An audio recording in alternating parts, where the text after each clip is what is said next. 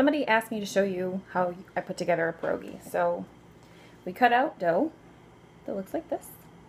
And it's basically about that thick. So it's about, we'll say like a 1/4 inch, maybe a little bit less.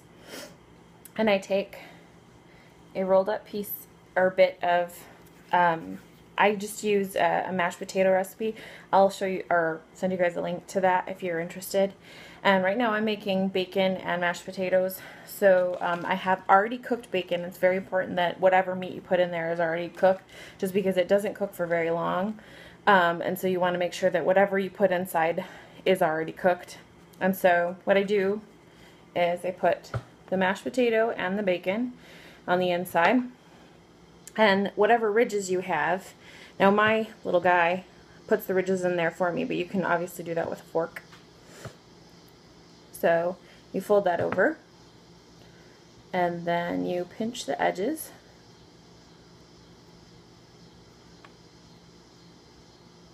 So that the seal is all through, so that the filling doesn't come out. And there is your pierogi.